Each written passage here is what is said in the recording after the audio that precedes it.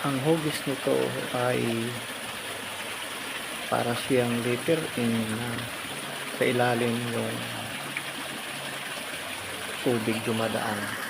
Isa itong cave or kuweba nasa gilid ng dagat. Ngunit doon sa unahan ay mayroong naispatan na counters marker ang tawag na itong bunganga nito ay parang letter M. Dito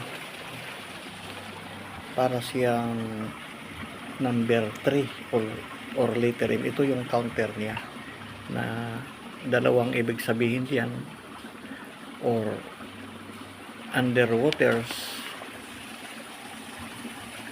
object na tinuturo niya doon yung mean na kahawig niya sa markers sa gilid ng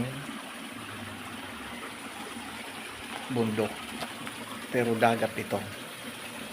Ngunit doon sa unahan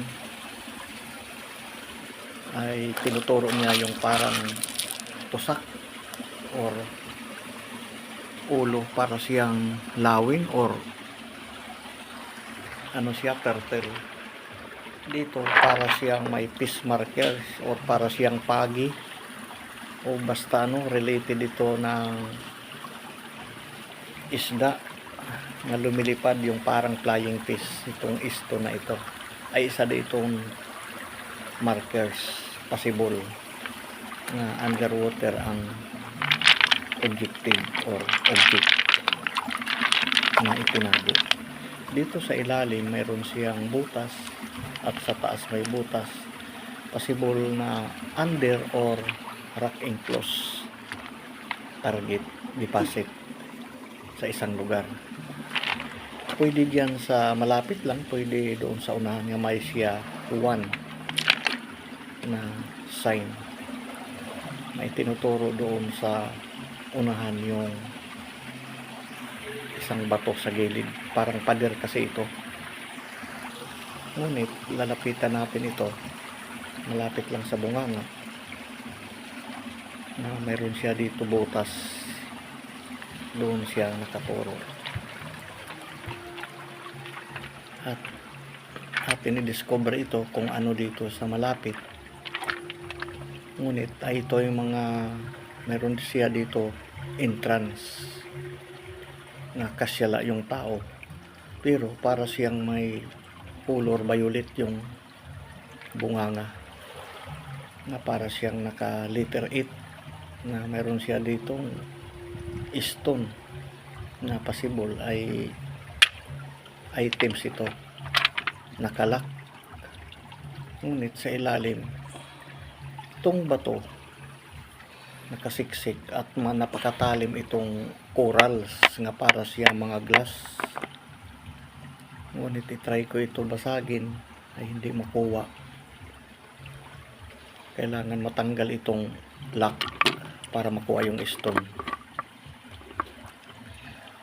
Ngunit napakatigas itong hindi makuha. Dito sa taas meron tayo na ispatan nga butas nga sabi pa female sign markers. Ayan, atin ngayon dudukutin kung ano sa loob. Ngunit may nakapa ako ditong matigas. Ano ito? Wow, blackstone. Ibang klase itong hugis, parang blue nga pag may violet.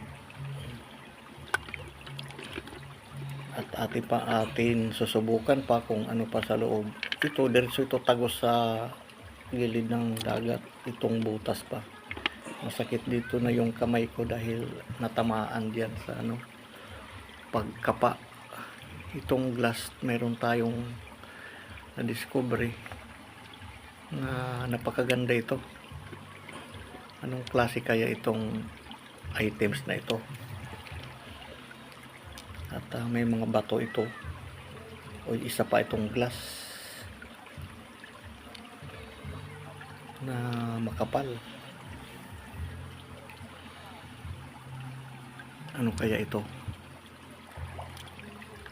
So nasa loob ito ng butas na atin nakapa na may tubig sa loob, na underwater telescopic sight diretso doon sa tagos sa gilid ng dagat.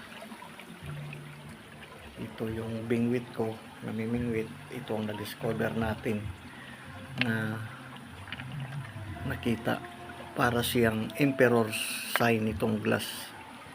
At ito naman ibang color, hindi man siya black. Kukunin ko sana itong bato pero napakatigas itong isa, kailangan pa yung sinsel, mga ka-discover. So bago tayo magtapos sa ating discovered, shout out po sa lahat ng mga subscribers, viewer. Sana nasa mabuti po kayong kalagayan. Huwag makalimot po mag-subscribe sa ating YouTube channel at sa Green Discovery. God bless po sa lahat. Huwag makalimot. Don't forget. Thank you so much. Marami po salamat uli sa inyong panunood ng walang sawa. Huwag makalimot mag-like and share para sa susunod pang mga update na videos na ating makikita sa mahabang paglalakbay.